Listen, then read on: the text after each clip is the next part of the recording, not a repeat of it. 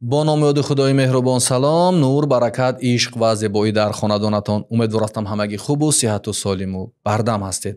یادداشت‌های استاد صدرالدین عینی واقعا میان آن هم ایجادیات ایشان یک مقام خاص دارد، یک مقام ویژه دارد و اکثر ما و شما این کتاب رو مطالعه کردیم و همینطور چند نسل تاجیک این کتاب رو مطالعه کرده است و در یادداشت‌ها واقعا استاد صدرالدین عینی خاطرات را نقل میکند، یادداشت‌های را نوشته میکند که با عنوان یک درس، با عنوان یک پند می شود خیلی چیزها را از این نوشته های استاد در یادداشت ها گرفت.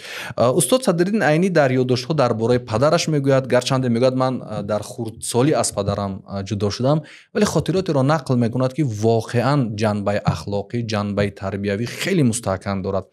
استاد صدرالدین عینی میگوید یک روز برای خبرگیری برادرم به مدرسه میری عرب رفتیم و برادرم اونجا تحصیل میکردند.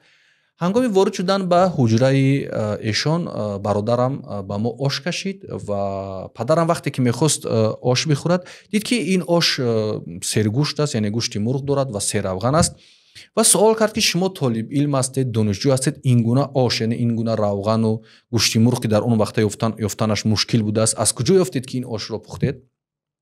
وقتی که این سوال رو داد میگه برادرم خاموش بود، چیزی نگفت، ولی همدرسی برادرم با افتخار نقل کرد که امیر عبدالاحد خان میگه اون زمان 3 سال بود که از امیریش میگذشت و در امارت بخارا امیر بود. به هر یک منزلی که نزدیک به مدرسه ها مهمان می شود آش مدرسگی سراغ میکند و طالب علمان اون مدرسه آش میپزند و آش خود را به امیر پیشنهاد میکنند، به سرآشپز امیر پیشنهاد میکنند و سرآشپز امیر از آن آش میچشد و کدام آشی را که پسند کرد بر عوض آن از دیگ امیر آش میگذارند و 10 تنگه دیگه، 1.5 سوم هم وقته هدیه میدین. میگه اینا با افتخار داشت نقل میکرد و گفت که امسال به یکی از منزل های نزد مدرسه ما مهمان شده است، یعنی مدرسه میری عرب، و 143 حجره این مدرسه طالب علمانش که 2 نفری و 3 نفری و 4 نفری و 5 نفری اونجا زندگی میکردن آش آماده میکنن. حتی میگه بعضی ها در سال شاید آش نمیخوردن، یعنی آش نمیتوانستن آماده کردن، ولی چون فهمیدن که امیر آمده است و این گونه یک آزمون به قول امروزه دایر میگردد، قرض کردند و این آش را پختند. ولی با افتخار این سید اکبر همدرسی برادر صدرالدین استاد صدرالدین عینی با افتخار میگفت که ما از بین 143 نفر غالب آمدیم و امیر سرآشپز امیر آش ما را انتخاب کرد و به عوضش از دیگ امیری برای ما آش داد و 10 تنگه دیگر داد. میگفت وقتی که این را نقل کرد پدرم فهمید که این آش از کجا آمده، زود از آش دست کشید و بسیار ناراحت شد، بسیار غضب‌آلود شد. میگه استاد که من فکر کردم که پدرم از چوب دست را میگیرد و برادرم را میزند و آه میکشید، سرش رو گاه میگه پایان میبرد، گاه بالا میبرد و میگن من فکر کردم که اون شب پدرم را خواب نبرد. من میگه استاد که تعجب میکردم که چرا پدرم این گونه رفتار کرد و صبح شد میگه پدرم زود از خواب خست و خواست که ما از اینجا برویم و گفت چیزهایش رو آماده میکرد، حتی بر روی برادرم هم نگاه نکرد و ما را گفت که آماده شب برمیگردیم به صحرا. استاد صدرالدین عینی میگوید که از سبب اون که من خواندن رو خیلی دوست می‌داشتم و از پدر خواهش کردم که اینجا بمونم، میگوید پدرم به من بسیار یک پاسخ جالب داد، گفت که بیا برویم که تو هم مثل اینها نشوی. این جمله را ببینید، میگه تو هم مثل اینها نشوی و درسای مدرسه رو کنار مونده، بلکه دگلسی آشخانه امیر رو آموزی، دگلسی آشخانه امیر رو آموزی. این رو نقل میکند استاد و همین جمله رو استفاده میبرد که دگلسی آشخانه امیر رو آموزی و میگه این گونه پدرم برای من پاسخ داد. ببینید که پدر استاد صدرالدین عینی یک کشاورز است، یک دهقان است، به قول یک نفری است که معلومات ابتدایی دارد. با ظلم کنار نمی آید، با ناعدالتی کنار نمی آید، با فساد کنار نمی آید و حتی فرزندش رو طرز تربیت میکند که مداح نباشد، یعنی دگلسی آشخانه امیر نباشد و این چیز براش بسیار ناخوشایند است و میبینیم که یک دهقان، یک کشاورز چگونه فرزند خودش رو تربیت میکند. برای همین است که شخصیت استاد عینی شکل میگیرد. یعنی وقتی شما میبینید رفتار پدر استاد صدرالدین عینی رو در این هنگام، اون بتوانید که افتخار کند که پدر استاد عینی میتونست افتخار کنه از پسرش که آش او میون 143 حجره بر راهبر یک امارت، بر راهبر یک کشور، بر راهبر یک دولت پسند اومده است و با عوضی ош амир ба ӯ ош додааст ва ҳадия додааст, яъне маблағ додааст. Метавонист падари устод аз ин чиз ифтихор кунад ва бо ифтихору бо табассум ин амали фарзандашро пешвоз гирад ва истиқбол кунад. Вале чун медонад ки дарбор фосид аст, медонад ки дарбор золим аст, медонад ки дар дарбор ноадолатӣ рух медиҳад ва медонад ки шояд ин оше ки аз амир ба инҳо додан олуда бо фасод аст, даст мекашад ва як амале дар пеши устод Садриддин Айнӣ иҷро мекунад ки минбаъд дар ташаккули шахсияти устод Садриддин Айнӣ воқеан хеле дарси муҳим аст, яъне хеле нақши муҳим бозӣ мекунад. албатта шахсият будан ва шахсият шудан гоҳо бо пул намешавад, гоҳо бо мансаб намешавад, гоҳо бо хондани китоби зиёд намешавад, гоҳо бо доштани молу сарвату мансабу мақом намешавад.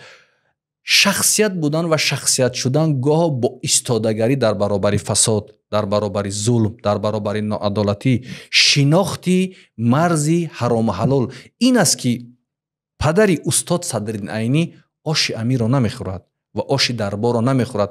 масалан дар рӯзгорони мо агар мо бибинем як соҳибмансабе, як мансабдоре барои як нафар як ҷомаъе ҳадия кунад ё ба қавли дӯстам як гӯсфанде ҳадия кунад, ӯ шабрӯз дигар дар саҳифаҳои шабакаҳои иҷтимоӣ барояш шеър менависаду тамҷид мекунаду тамаллуқ мекунаду маддоҳӣ мекунаду.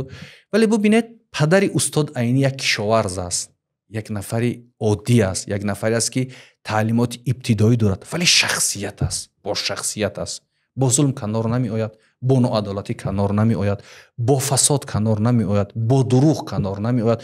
ва чанд хотироти ҷолиб ҳамин гуна аз падараш устод Садриддин Айнӣ нақл мекунад ки падарам ин гуна ва ин гуна мавқеъ дошт. яъне ин ба мо чӣ паём медиҳад? ин ба мо он паёмеро медиҳад ки мо барои тарбияи фарзанди худ улгӯ бошем, шахсият бошем.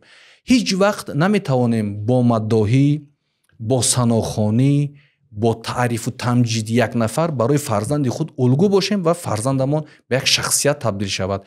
бубинед ки ин рафтор ва чанд хотироте ки устод Садриддин Айнӣ аз падарашон дар ин ёддоштҳо нақл мекунад, воқеан агар бо диққат мутолиа кунем, минбаъд дар ташаккул ёфтани як қаҳрамони миллӣ, як шахсият чӣ нақши калидӣ мебозад. тасаввур кунед ки агар дар замони мо ин гуна ҳодисаҳо рух бидиҳанд, яъне як писари як нафар аз дасти як мансабдоре як тӯҳфае бигирад, агар чанде бидонад ки ин мансабдор фосид асту пора мегираду бадахлоқ аст, вале бисёр хушҳол мешавад. вале падари устод Садриддин Айнӣ оши амирро намехӯрад ва фарзандашро таъкид мекунад биё аз назди ин бародаронат аз ин мадраса биравем ки ту ҳам мисли онҳо деглеси ошхонаи амирро наомӯзӣ, яъне маддоҳ нашавӣ, яъне чоплус нашавӣ, яъне бешахсияту беҳайсият нашавӣ ки вазифаи ту дарсхонӣ аст, вазифаи ту омӯхтан аст, на ин ки иштирок дар ин гуна озмунҳои бемантиқу бемаъне ки ҳеҷ маъное надорад. ин чизҳо аст ки